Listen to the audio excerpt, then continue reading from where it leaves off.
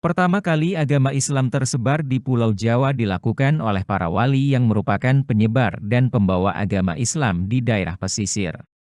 Wilayah pesisir merupakan jalur di mana segala aktivitas baik perdagangan maupun pengenalan budaya terjadi. Dalam masyarakat Jawa, penyebaran agama Islam dikenal dengan sebutan Wali Songo yang berarti 9 wali, yang terdiri dari Syekh Maulana Malik Ibrahim, Sunan Ampel, Sunan Giri, Sunan Gunung Jati, Sunan Bonang, Sunan Derajat, Sunan Kalijaga, Sunan Kudus dan Sunan Muria. Mereka dipandang sebagai ketua kelompok dari sejumlah besar mubalik Islam yang bertugas mengadakan dakwah Islam di daerah-daerah yang belum memeluk agama Islam di Jawa. Selain berdakwah, mereka juga sebagai dewan penasehat dan pendukung raja yang memerintah. Sunan Gresik atau Maulana Malik Ibrahim. Sunan Gresik atau Sunan Tandes adalah keturunan langsung dari Nabi Muhammad SAW. Beliau adalah keturunan ke-22 dari Rasulullah SAW. Nasab Maulana Malik Ibrahim tercatat dalam ensiklopedi Nasab Ahlul Bait yang merupakan kumpulan catatan dari As-Said Bahruddin Ba'alawi Al-Husaini lahir di Samarkand, Asia Tengah. Sunan Gresik mempunyai 3 orang istri. Sunan Gresik banyak dianggap sebagai wali yang pertama kali menyebarkan Islam di Pulau Jawa. Sunan Ampel atau Raden Rahmat. Riwayat mengatakan bahwa Sunan Ampel adalah anak dari Ibrahim Zainuddin Al-Akbar. Ibunya adalah seorang putri Champa yang bernama Dewi Condro Wulan binti Raja Champa terakhir dari dinasti Ming. Meski bukan yang pertama menyebarkan Islam di tanah air, Sunan Ampel dianggap sesepuh oleh para wali lainnya. Ia memiliki pesantren di Ampel Denta, Surabaya yang menjadi pusat penyebaran agama Islam tertua di Jawa. Sunan Bonang atau Mahdum Ibrahim. Sunan Bonang adalah putra dari Sunan Ampel. Semasa hidupnya, Sunan Bonang kerap berdakwah melalui kesenian agar bisa menarik masyarakat Jawa untuk memeluk agama Islam. Untuk menambah unsur Islami dalam lagu-lagu yang digubahnya, Sunan Bonang memasukkan rebab dan bonang sebagai pelengkap dari gamelan Jawa. Oleh sebab itulah ia mendapatkan julukan Sunan Bonang.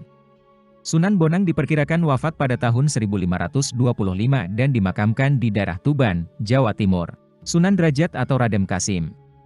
Selain Mahdum Ibrahim atau Sunan Bonang, Raden Kasim yang juga putra dari Sunan Ampel dikenang oleh masyarakat di seluruh tanah air sebagai Sunan Derajat.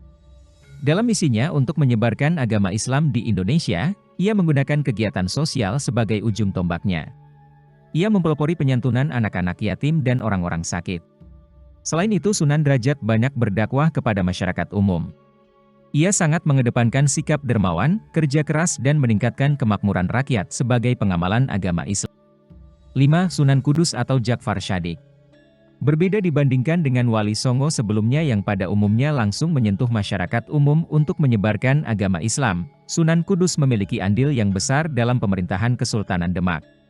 Perannya adalah sebagai panglima perang, penasihat untuk Sultan Demak, mursyid tarikah dan hakim.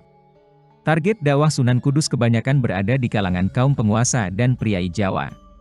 Peninggalan Sunan Kudus yang terkenal hingga saat ini adalah Masjid Menara Kudus. Masjid ini memiliki keunikan karena arsitekturnya bergaya campuran Hindu dan Islam. Sunan Kudus banyak dipercaya oleh masyarakat wafat pada tahun 1550. 6. Sunan Giri atau Raden Paku atau Ainul Yakin. Sunan Giri adalah keturunan langsung dari Maulana Ishaq. Selama hidupnya, ia menimba ilmu Islam dari Sunan Ampel dan bersahabat dengan Sunan Bonang. Peran besarnya dalam perkembangan Islam di Pulau Jawa adalah mendirikan pemerintahan mandiri di Giri Kedaton, Gresik. Pemerintahan inilah yang selanjutnya memiliki peran sebagai pusat dakwah Islam untuk wilayah Jawa dan Indonesia Timur hingga ke Maluku. Anaknya, Sunan Giri Prapen berhasil menyebarkan Islam hingga ke Lombok dan Bima. Sunan Kalijaga atau Raden Said. Raden Said atau Sunan Kalijaga adalah anak dari Adipati Tuban bernama Tumenggung Wilatikta atau Raden Sahur. Agama Islam ia pelajari dari Sunan Bonang. Dari Sunan Bonanglah ia belajar menggunakan kesenian dan kebudayaan sebagai alat untuk menyebarkan agama Islam. Kesenian yang kerap ia gunakan untuk berdakwah adalah wayang kulit dan tembang suluk. Banyak masyarakat yang mempercayai bahwa tembak suluk lir-ilir dan gundul-gundul pacul adalah hasil karya Sunan Kalijaga. Sunan Muria atau Raden Umar Said. Raden Umar Said atau Sunan Muria adalah anak dari Sunan Kalijaga. Namanya, Muria, diperkirakan oleh masyarakat sekitar kota Kudus berasal dari nama gunung, yakni Gunung Muria. Gunung Muria itulah tempat di mana kini Sunan Muria dimakamkan. Gaya dakwah Sunan Muria pada umumnya mengambil metode yang digunakan ayahnya, Sunan Kalijaga, yakni menggunakan kesenian. Namun, Sunan Muria lebih senang tinggal jauh dari hiruk-pikuk kota dan tinggal di daerah terpencil untuk menyebarkan agama. Ia juga turut mengajarkan cara bercocok tanam, jual beli dan melaut kepada rakyat jelata. Sunan Gunung Jati atau Syarif Hidayatullah. Syarif Hidayatullah adalah anak dari Nyai Rara Santang, putri dari Raja Pajajaran Raden Manah Rarasa. Ayahnya lain lagi, nama ayah Sunan Gunung Jati adalah Sultan Syarif Abdullah Maulana Huda, tokoh Mesir keturunan Bani Hasyim dari Palestina. Sunan Gunung Jati belajar agama dari berbagai negara.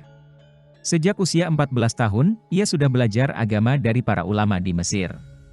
Sunan Gunung Jati adalah satu-satunya seorang wali yang menjadi kepala pemerintahan.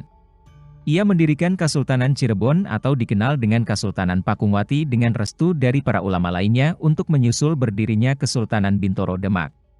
Ia memanfaatkan posisinya untuk menyebarkan agama Islam dari pesisir Cirebon hingga ke pedalaman Pasundan.